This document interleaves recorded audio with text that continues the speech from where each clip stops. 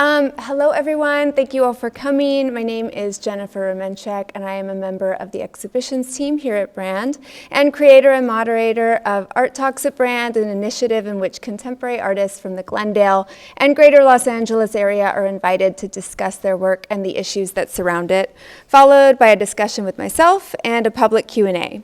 This program is free and open to the public, and I would like to take a moment to thank the Brand Associates for their generous support of the program. Working in sculpture and drawing, Los Angeles-based artist Shana Hoehn considers modes and conditions of agency, embodiment, and transformation. Hoehn's sculptural work combines traditional and digital fabrication techniques and employs various materials including wood, sawdust, clay, and metal. Hoehn's work references a long and winding history of women contorting and the bodily destruction involved with transformation. These sculptural contortionists appear to levitate, fold, collapse, hatch, split, and splinter like eternally petrified shapeshifters. Animated by unseen forces, Hoehn's figures twist and bend in acts of refusal and self-transformation. Hoehn received her MFA from the Virginia Commonwealth University in Sculpture and Extended Media and earned a BFA in Painting from the Maryland Institute College of Art. She has been in numerous group exhibitions and has been the subject of solo and two-person exhibitions at Jack Barrett Gallery in New York, Deli Gallery in Mexico City, Prairie in Chicago, Make Room in Los Angeles, Art Pace in San Antonio, Euqinom San Francisco, among others, and also has a solo exhibition up right now at Make Room. So you should all see that and take a moment to help me welcome Shana Hoehn.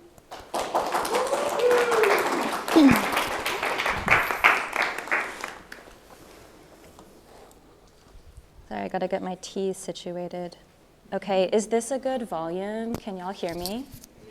Okay, thanks so much for inviting me, Jennifer. We were chatting earlier how much I really love to give lectures, and it's so nice to see so many friends and people from the community. So your support really means a lot to me. So I particularly like to give lectures because I like to show a lot of what happens behind the scenes, especially in a sculpture practice. There's a lot of messiness, a lot of chainsaws, a lot of support and help. There's a few people tonight that have also helped me with my sculptures and been in studio visits with me. So I feel like it's suiting. I usually like to start my artist lectures with this image. This is me and my dad at the Texas Bigfoot conference that we go to every year, and taken by an amateur photographer. But yeah, my family's been a big part of my practice, especially early on, which deals with a lot of local lore from the region. I'm from an area that's called the Arklatex, where Texas, Arkansas, and Louisiana come together. It's a really forested and swampy area, deeply conservative.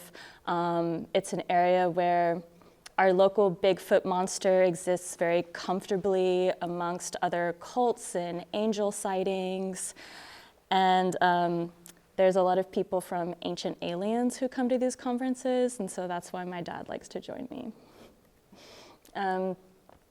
It's also a place where there's been a lot of famous cults like Tony Alamo that have been arrested, lots of cult classic horror films. You see a few around the monster, around serial killers that never get caught, like The Town That Dreaded Sundown. That's the hooded man in the top right image. The ones that didn't make it here, Bernie, I'm not sure if y'all are familiar with the Jack Black film, also based around a true event. So yeah, there's a lot of pretty spooky incidents growing up that never made national news. And I'm just starting to hear them. I'm really big into true crime podcasts, and I hear them all the time. And I'm like, oh, whoa, that happened in Texarkana. Like, I heard about that when I was in high school, but you know, it's starting to seep out into some of the culture at large. Also, the Netflix movie Cheer is semi in the region. Are you from Dallas, Jennifer? Well, Or you're from? In Tyler. Okay, so East Texas. So yeah, Cheer is a really big part of the culture, football culture. Friday Night Lights has, I would say it's pretty big part of the culture, although that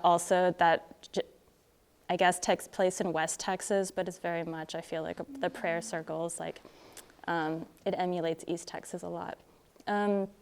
This is also some of the images of the region that I want to show you. I feel like the subject matter and the visual language where I'm from ends up really seeping in pretty deeply into the work.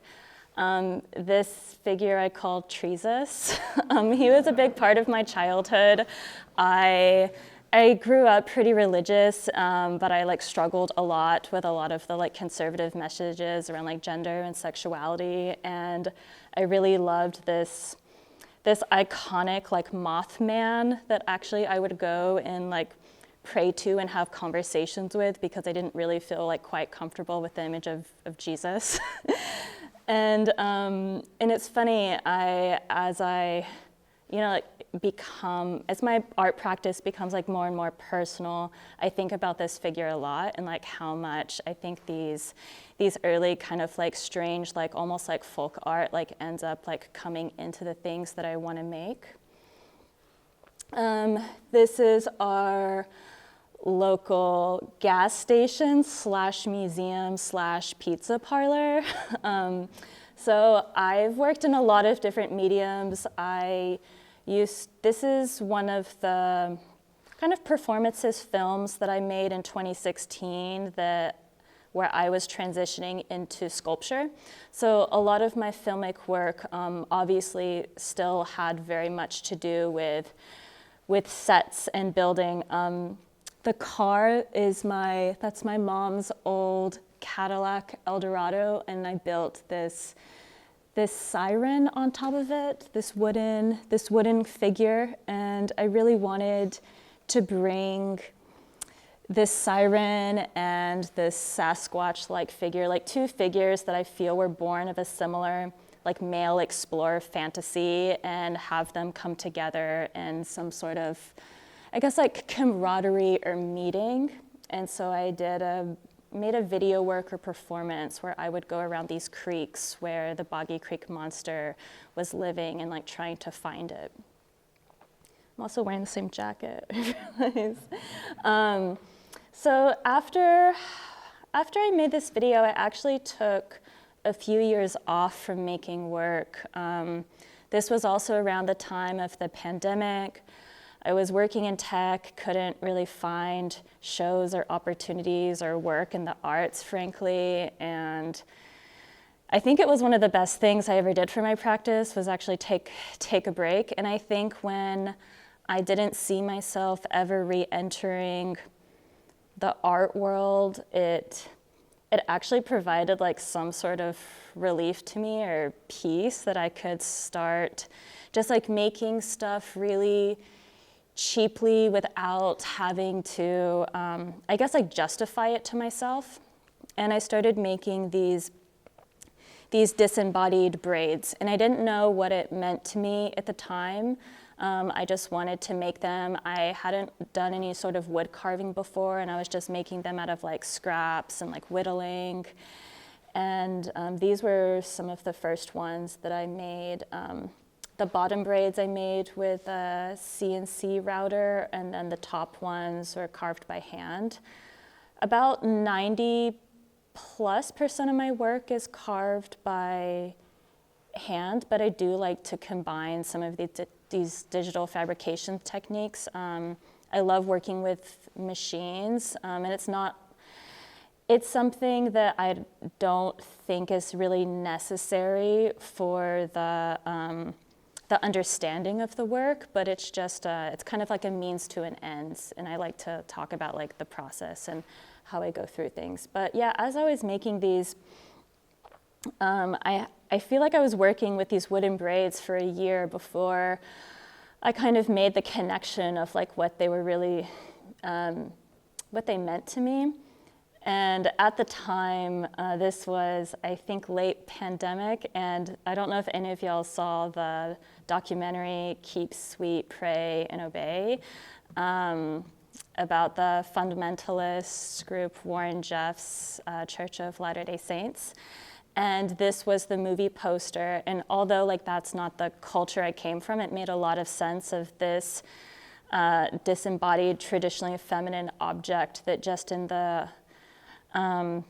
making of it itself, the like extreme control of folding and tightening and making sure something is like very neat, I felt like it symbolized so much, I guess like control and restraint. And I was trying to turn them into something that felt like a weapon.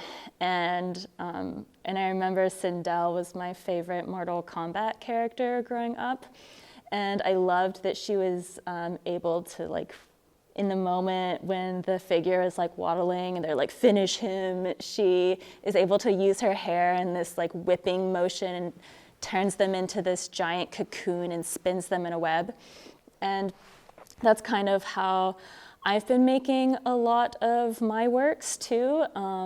I wanted them to misbehave, to become unraveled body-like wombs that could have some sort of agency and act on their own. So there's a lot of things where the actions are, they're swallowing something, or they're kind of mocking this historic like modernist sculptures of these extremely tall, I forget like the word, but some sort of like obelisk-like shapes, but they're falling under the weight of themselves and become flaccid. And I love those like thick flaccid braids. And a lot of them also they're symbols for, or they become like vessels and like bodies like in and of themselves. So they're places for like cocoons and like rebirth, but not in, obviously like a traditional or like one singular kind of body. They take on like lots of different organs or animal shapes. And yeah, these are some other drawings I made. The drawings and paintings, they're works in and of themselves, and sometimes they do go back and forth between ideas for sculptures. This one later became a sculpture that's actually up right now in a show at Make Room.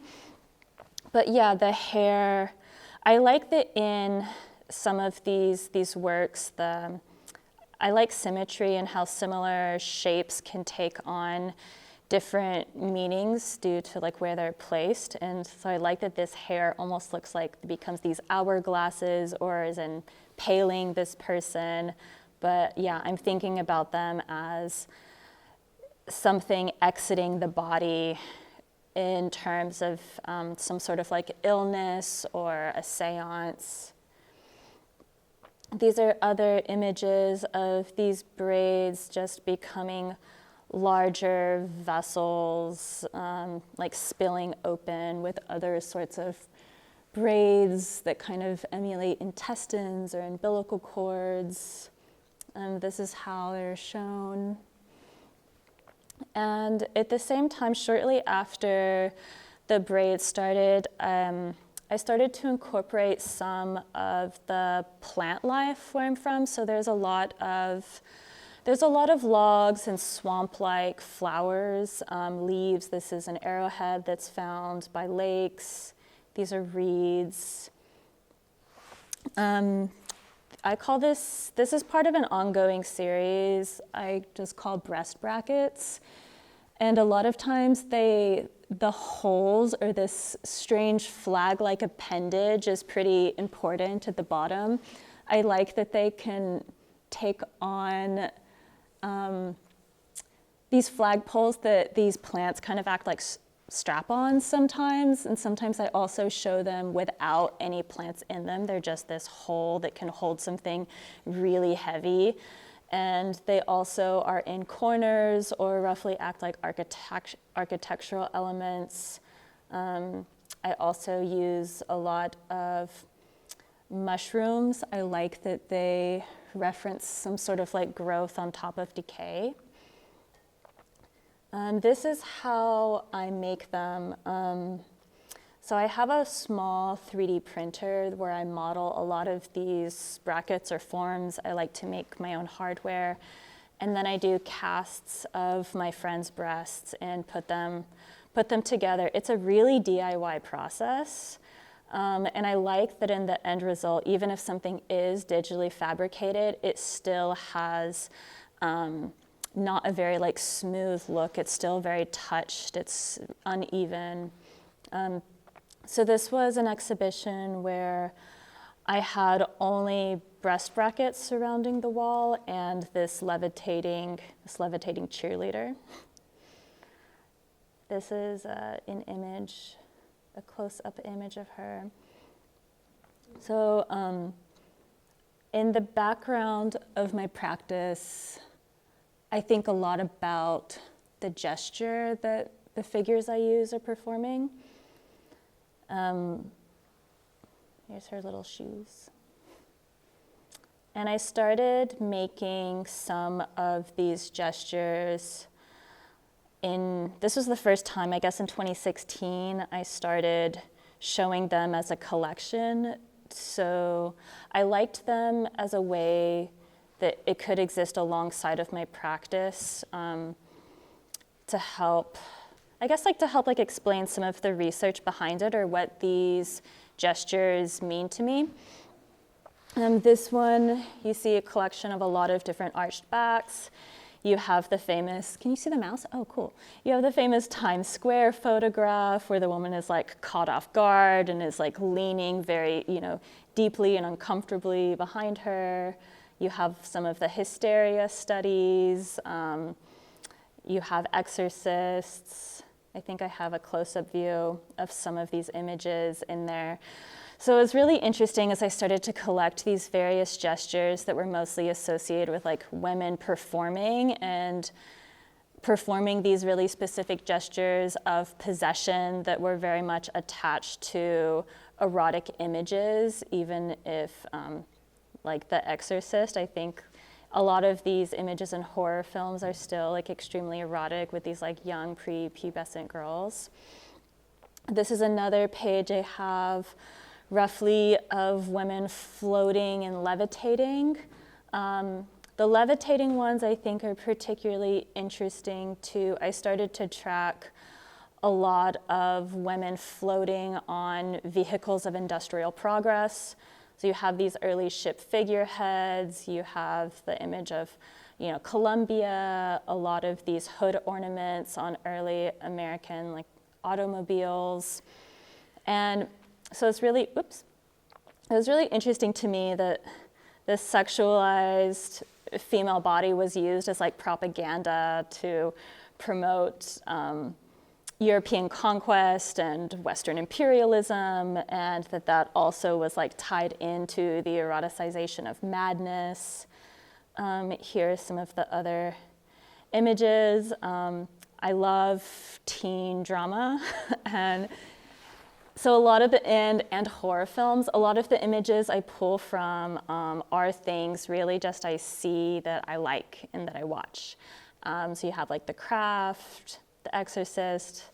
I was a cheerleader once upon a time and is still a really big part of my culture. Yeah, and here's more, pulling from all different sources. You have the Tarkovsky mirror. You have this little one you can't see very well, but this is from Hereditary. And so when I typically name the figures in my work mostly after acrobatic stunts. So I haven't made a work yet of an arched back. I find that a little too sexualized, but I do frequently use the inverted arched back, the one that's exhausted and leaning forward rather than arched back. I have 2 works in this gesture that I call pike. And that's a pose that divers and cheerleaders do if they're jumping up in the air and they're folding their body in half, or when a diver is going forward. So both in the cheerleader levitating and in this figure possibly diving, they're still both in this in-between space where you're not exactly sure if this like creature is being extremely passive, like if it's like either under some sort of possession or is very still, if it could possibly be dead, or if it's performing this extreme stunt. And these works are made, I cast my own body and I use sawdust and just type on 2. So in all of the pieces, as I'm working with my chainsaw or angle grinder or sander, I collect the wood and I store them in different boxes. And so I have different colors of wood that end up creating the slightly different like textures and color.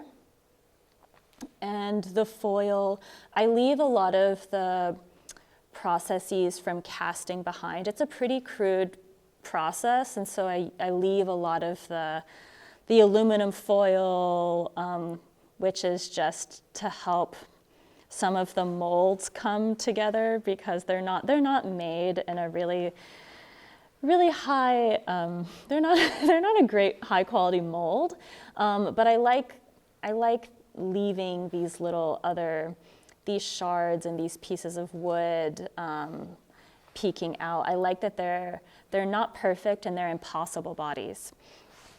I have a few images of a show that is up right now, actually in Hollywood. And so I've been continuing the conversation with the cheerleaders in this show quite heavily. So I have these legs like peeking out of the trees, kind of like this, and actually have started to use the tree and these forests more as a more overt symbol rather than just making something out of wood. And I've also been using the trees in more of the rubbing processes. So the drawings I was showing you earlier, those were still wood block rubbings.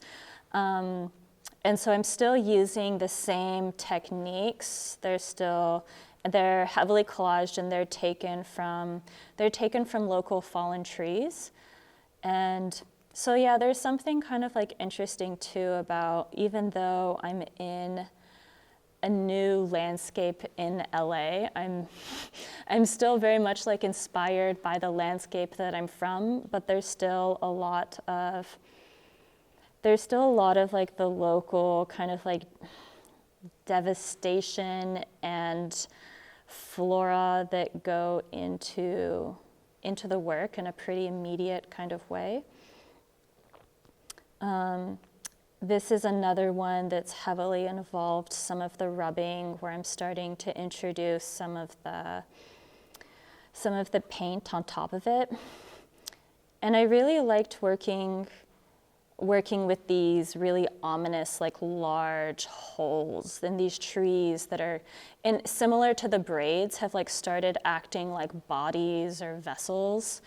And I like that these kind of have these like strange large tumors, and it ends up looking a little bit like Venus of Willendorf. And there's a lot of still like images of birth and cocoons. I've been thinking a lot about in these titles, like what it means to possibly give birth to oneself, or these bodies just kind of being petrified in the forest. This is another view of some of the work in the show. I'm continuing to use a lot of like the sawdust and roots and the mushrooms with these dilapidated bodies. I call this one Seedling. And I like that there's still these like holes and vessels where I've reconfigured these different kinds of sawdust that has like a new life in this like seed pod. This is another piece with a similar technique of casting the sawdust, and has this duality with a hummingbird coming out of a nipple. I just realized this one's called Seedling, this one's called Feeding. And it has a similar, I feel like a similar, possibly like menacing feeling.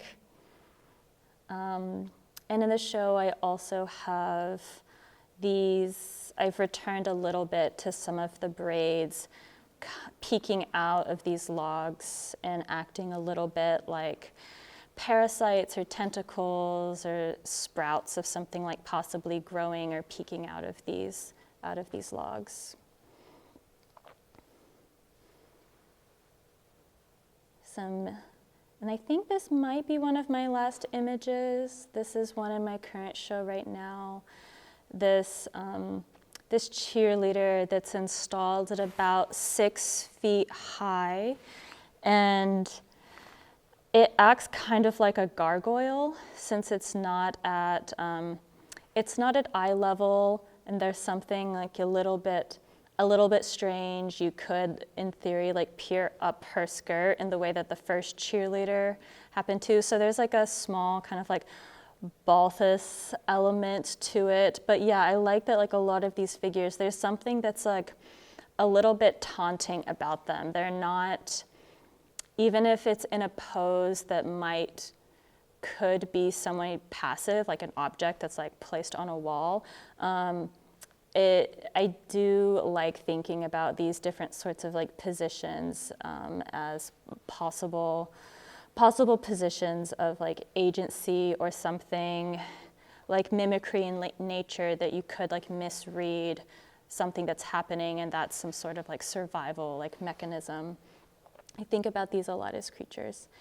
And I'm gonna end here with some images of me in my studio.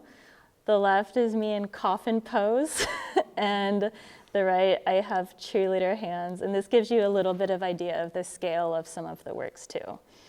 And also happy to open it up to Q&A. I think Jennifer and I are we're gonna put chairs up here, Yeah, and do a well, discussion and then a public Q&A. okay, great. So you let me know how it goes. Okay, yeah. Thank you. Of course.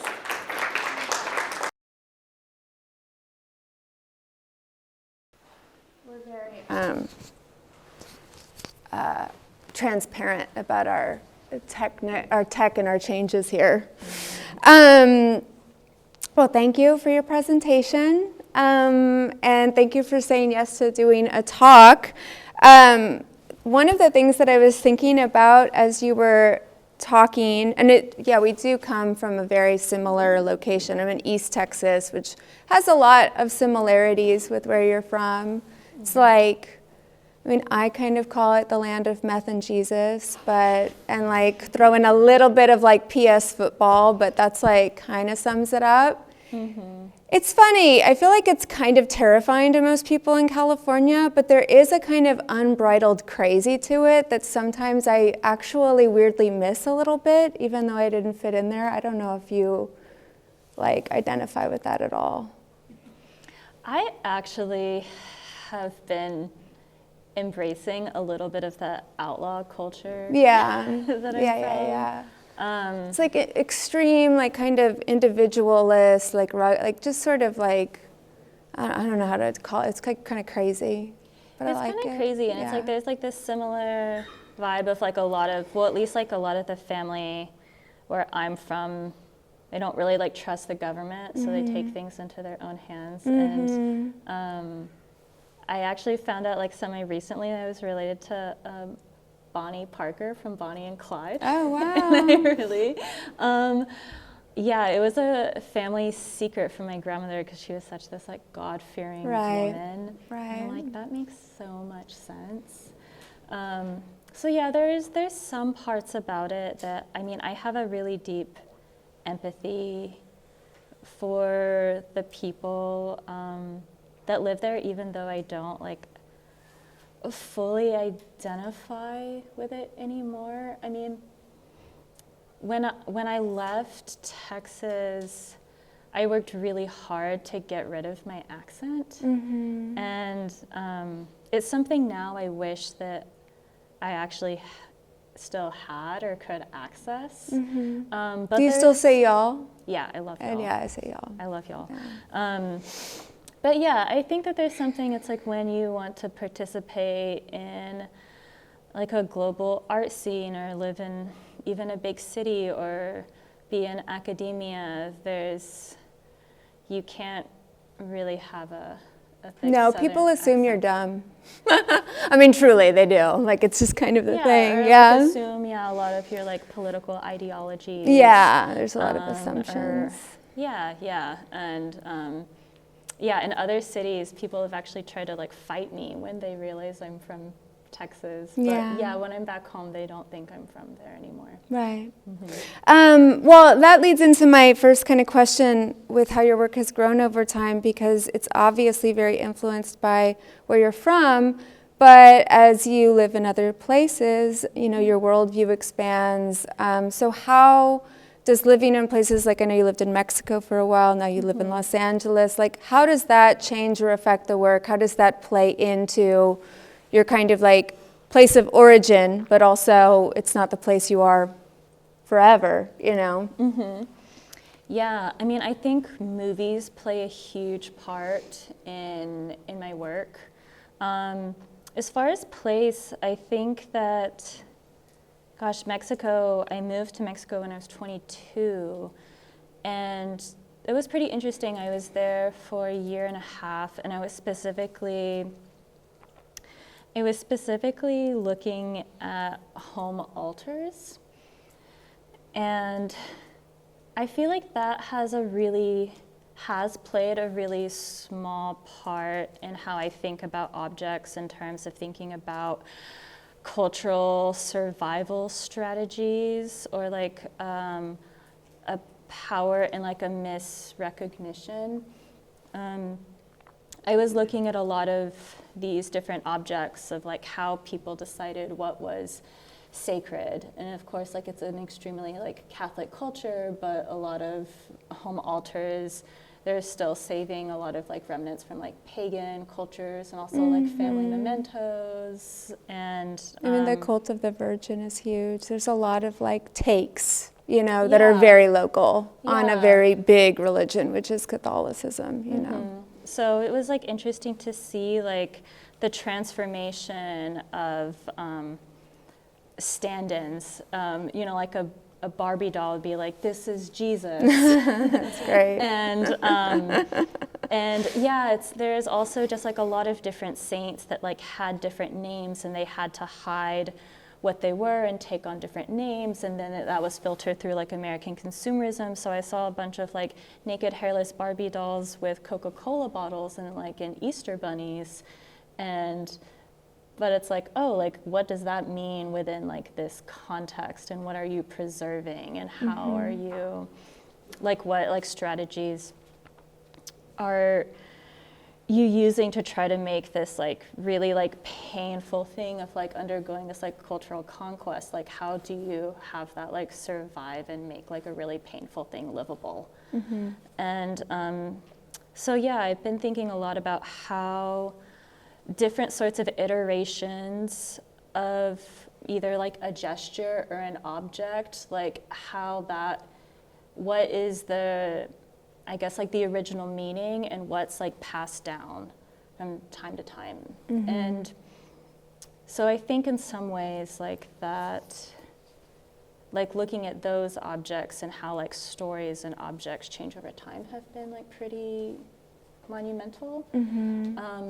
But I don't think that there's like a specific place outside of where I've lived where I've wanted to like use a specific symbol from. I think it's more so like looking at how things are displayed.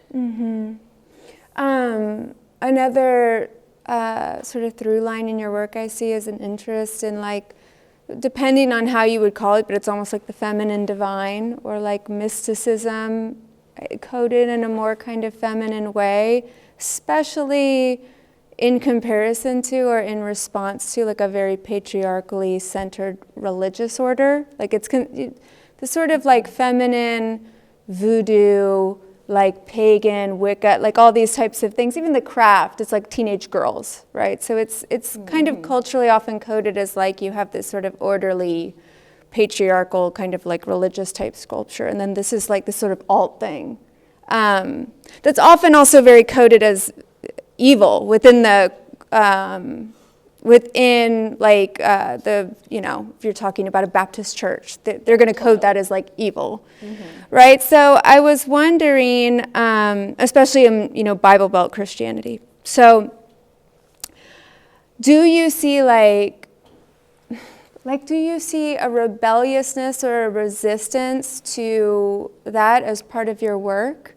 And like, how much do you think about it as just embodying kind of like a female or feminine form or mysticism versus resisting a patriarchal kind of like religion? Do you know what I mean? Like, how much do you think of it as resistance versus like just being, I guess?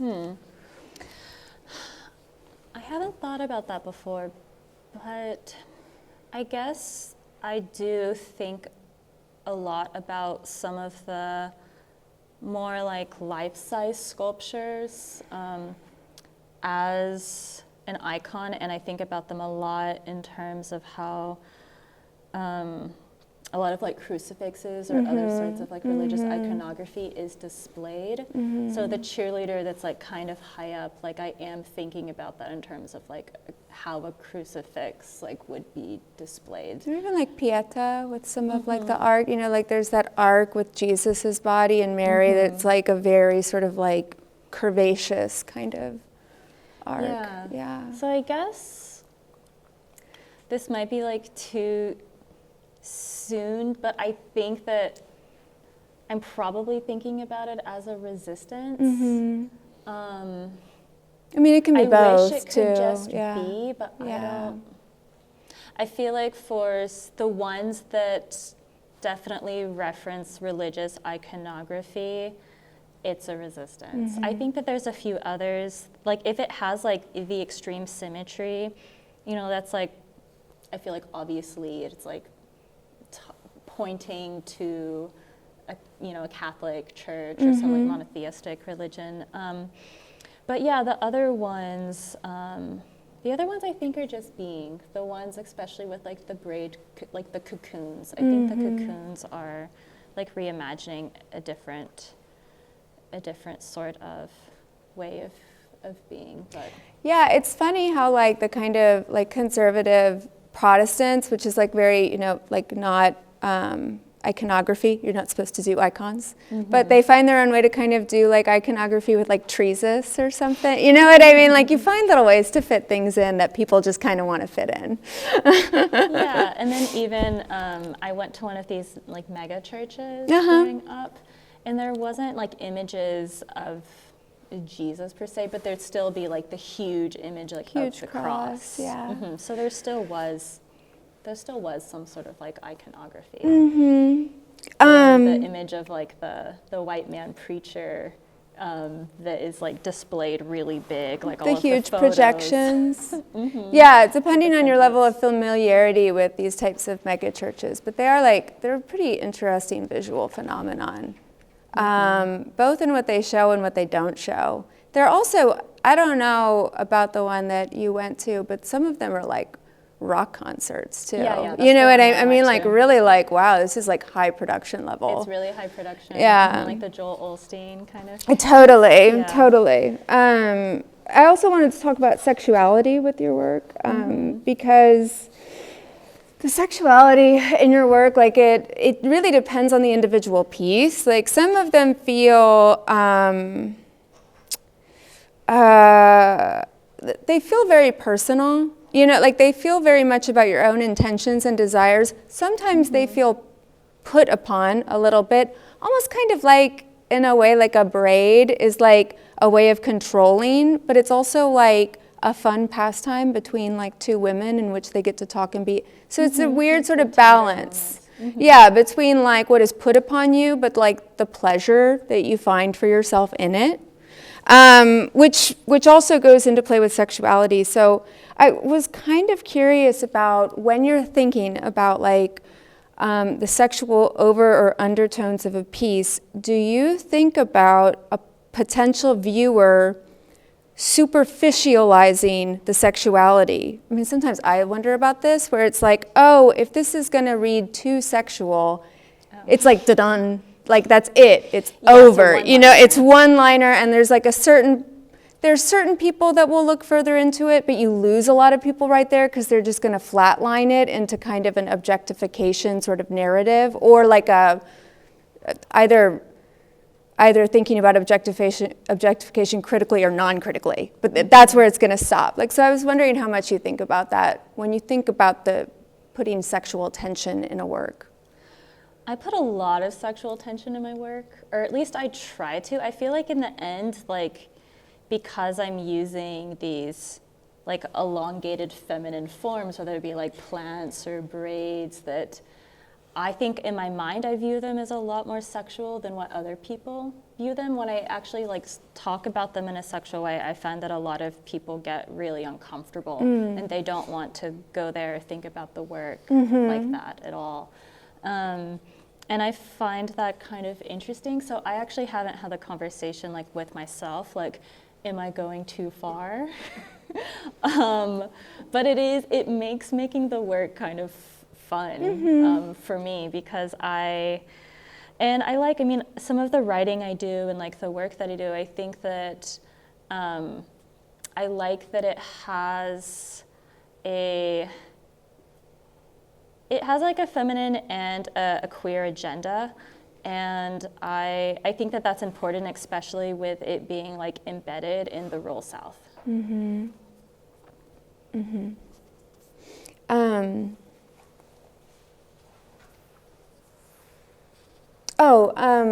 Before we kind of turn it over, I did also want to ask a little bit about your process too.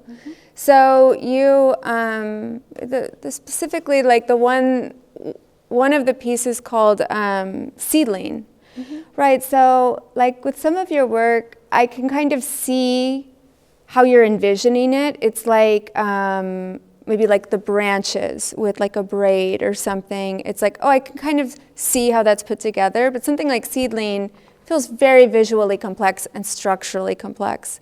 So I'm wondering, like, when you are making these pieces, how much do you know about what they're going to look like before you make them?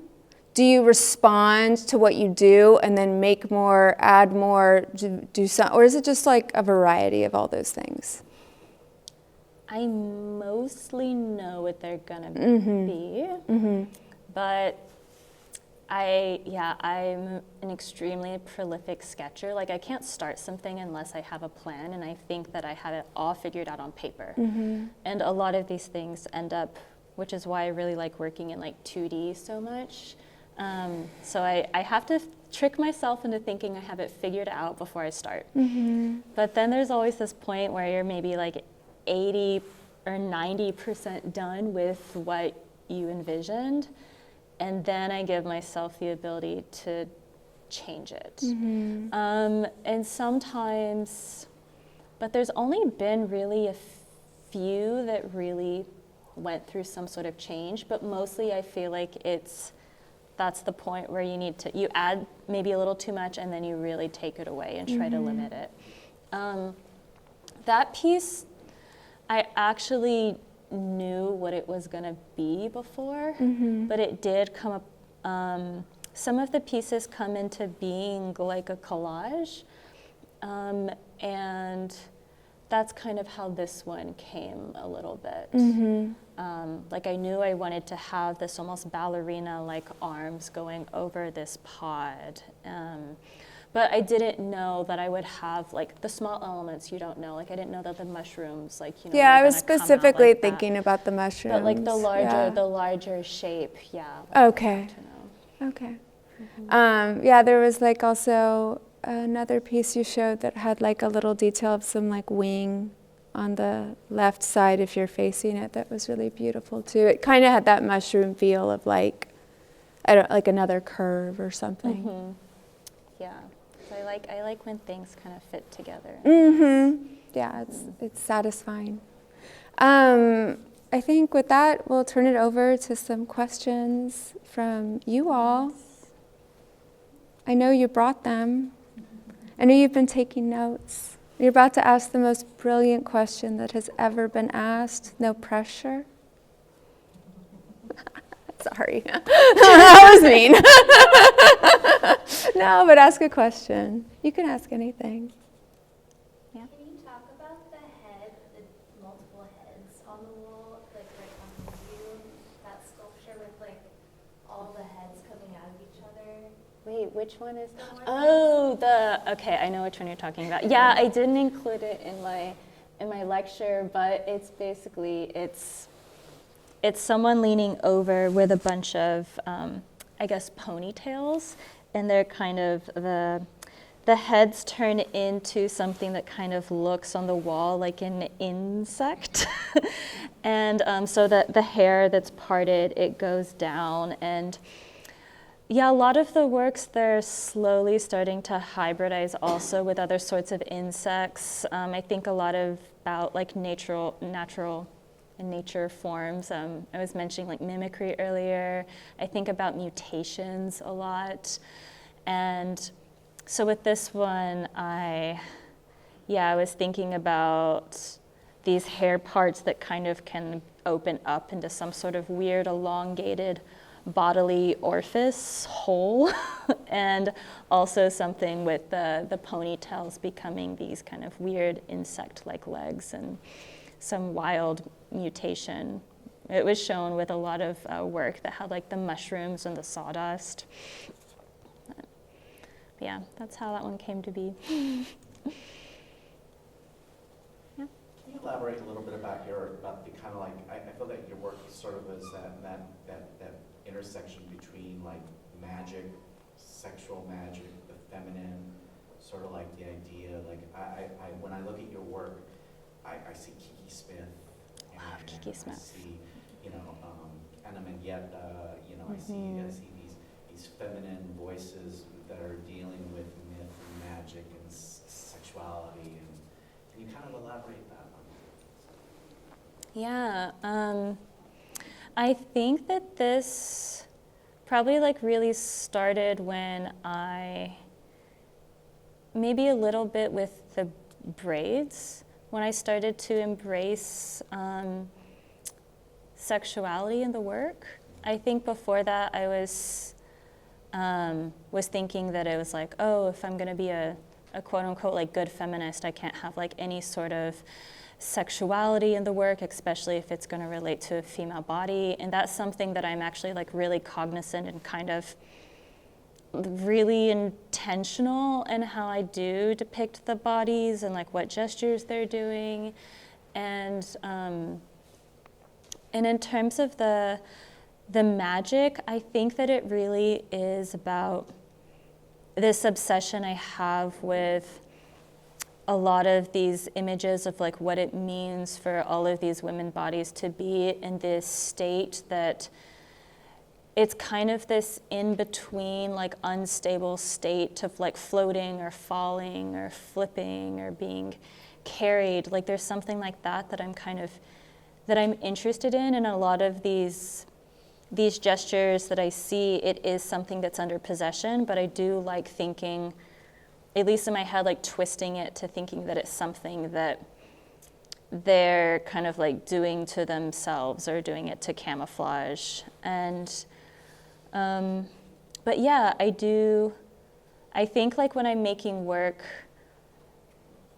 there's something that really, really excites me about something that does feel like magic. I love making wall works where things extend maybe like 8 feet off the wall that feels like they're floating. It's like a physical feat, and that gives me such an adrenaline rush.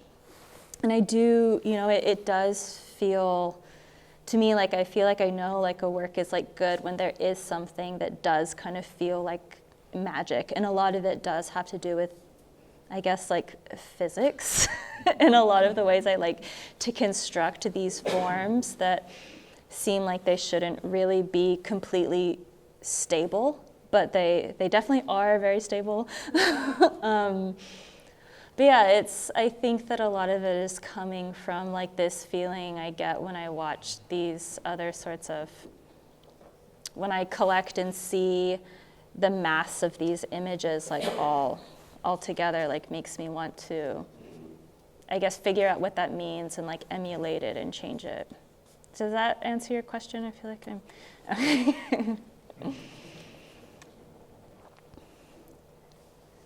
Any other questions? There's that, I forget exactly what it is, but it's almost like some quote about magic, but like that magic exists at the limitation of our knowing, something like that. But it's like this idea that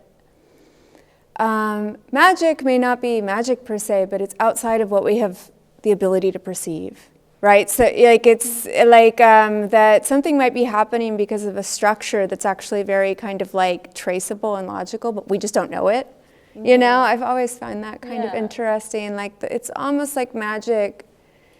It's like it gives you it makes visible the pleasure of not knowing. Mm-hmm. And it's like a pursuit of knowledge that like can't be attained. Yeah, or something. That always exists right outside of. Mm-hmm. And there is a sort of pleasure to not knowing everything, because it gives you something to do. It's nice to be amazed and surprised. Yeah. It's one more, which might be annoying about a specific sculpture, but that one furthest on the left, it's like seems like your most abstracted sculpture. The one with the big Yeah. hole. And it feels like it's almost more based on like a feeling you had maybe, rather than like a human pose, even though it is kind of like abstract and fleshy and stuff. Can you tell us about that one? Yeah, I also didn't include that one in the show, but it's based off of an elongated anus. And yeah, I think it was kind of a reaction. I really like dealing with like ambiguous bodily orifices, and it got to a point where, because I'm a female sculptor, people were interpreting all of my work as vaginal, and they weren't.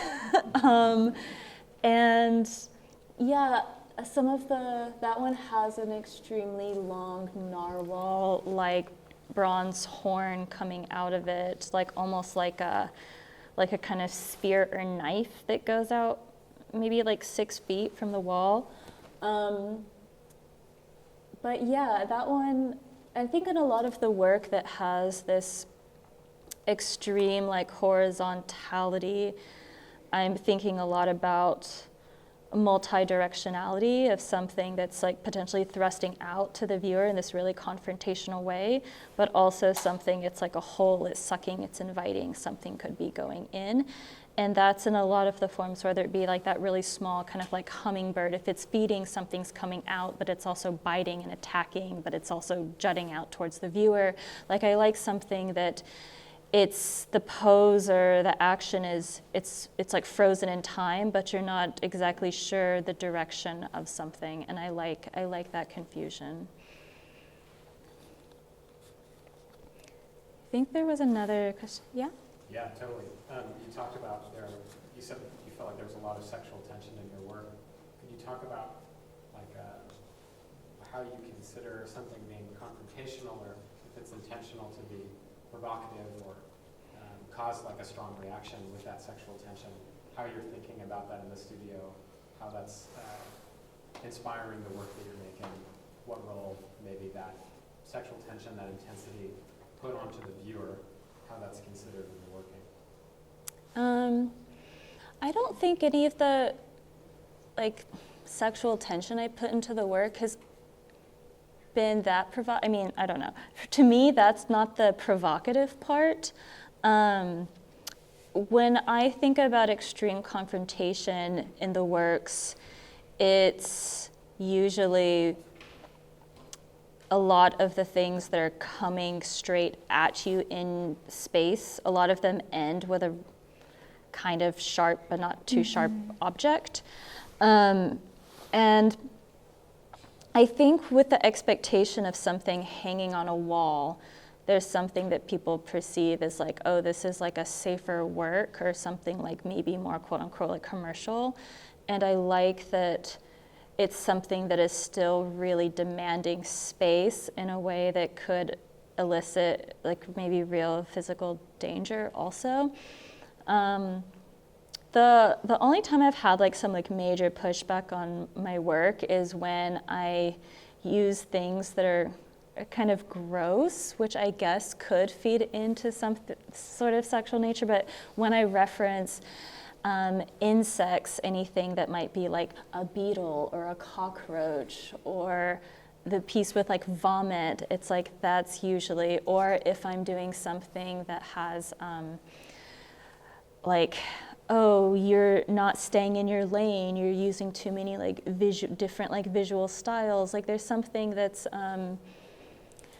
I feel like artists, like when you're making work, it's a really, at least like for me, it's really important that it's kind of, like I feel like there's this little ant like crawling around in like your brain, and I want to feel like free to like explore these different sorts of desires, and it doesn't happen in an extremely linear fashion. And I like that kind of like archiving of like knowledge, like digging around. And so yeah, there's these desires around birth and emergence and things that are like twisted up in your 15-year-old, girlhood psyche, and a lot of the images that I'm making work about, that's like images depicting like madness and grief. And so it's like there is, from like a very kind of like Americana viewpoint, so there is things that are going to be, carved from like bodily excrement and cockroaches. Yeah? Can you talk more about, or maybe define the word flexibility in the work? And I think like coming from like the structure of like having three Jesus, what do you call it? Like the Jesus tree, and also like how that structure of religion comes into the work, because the traits that you make or the subtraction that you make with the material in itself is very controlled. But then you also have like these moments of portraying even like the flexibility of the body. So I kind of like would like to hear more about that. Yeah, the aspect of control is something I actually do think about a lot in the work. But I think it's something that's like actually like when you're making work, I feel like it really does like describe your inner dialogue and your personality. And I wish it could be something where I could make things that were a little more loose. And the loosest I get is like maybe working with found objects, but like the sense of control, even from the beginning, it's like I can't even start a work until I feel like it's like fully visualized on paper and in my head, and I know I have all the tools and I know I can do it. It's like I won't let myself, go. I feel like I'm too logistically minded, which you have to be as an artist. It's like you have to make things that will fit inside of a door, that will go inside of your car, that can be disassembled for shipping. It's like all of these things I actually find as a fun exercise, not something that's oh no, I can't, I need to be extremely free. I have to have this pure artistic vision that can't be interrupted. I only work intuitively. It's like that's like a really like, in my opinion, like really like romanticized ideal that like you do have to be relatively practical, and I think that breeds creativity. And so I think the extreme like planningness and the control probably is like I have a lot of anxiety that it's like coming out inside of that. But I absolutely love artists that are a little looser, and I respect it so much because I know how hard it is. And so when I am getting towards the end of a piece, I do try to force myself to subtract before I add. And I feel like that has made the work a lot better. And I feel like that ends up looking a little bit more effortless. And I guess when I'm thinking about recent examples of that, it would be using like a lot of just like the logs and just adding like a single leg and just having like a braid come out. Even though those are like extremely controlled and sanded, and like the process of making a braid is extremely intricate, and but that is probably like allowing myself to have moments of like extreme control in one aspect of the work and not having the entire piece feel like it has like the same level of resolve. Like I think that's important, and that's kind of maybe why I work in a way, both in like my 2D work and in my sculptures, in a way that kind of feels like it's collage. Like I have to work in parts, so I don't overwork too much of it. Was that your question? Kind of. Of course. Well, there's a lot of exactitude in cheerleading too. Mm-hmm. I mean, it's almost like I wasn't a cheerleader, but I was on the dance drill team, which is a very East Texas thing. Mm-hmm. And it's almost, it's very feminine. It's very like skirts and the costume, you know, kicks. But it's almost militaristic in its precision and its pursuit of perfection and precision. So I think there's always a lot of tension with that kind of content about how calculated and exacting a thing it can be, you know, specifically with cheerleading too. Yeah, I was also on a dance team, and one of the genres was military. Yeah, Did y'all have that? Yeah. Military dancing. Yeah. There was like a competition on our dance drill team every year where it's you had to do drills, and the person that could do it the most perfect for the longest without any mess ups won. So that is a big part of that kind of like content. And it's also interesting, like thinking about the pleasure and rootedness that discipline sometimes provides. Because I do think that that is a part of it, that, you know, when you're making art, it can be anything. So like, how do you root yourself in a thing, you know? But I think that sometimes the way you're going about your artwork, it like calls to that kind of like of finding a way to kind of root yourself into the work. Or at least when I think about it, it seems to do that. Yeah. It is very disciplined. Mm-hmm. Mm-hmm. Well, I think we have time for one more, or we could wrap it up. How are y'all feeling? It's last call. Okay. Well, thank you, Shana. And also... Thank you.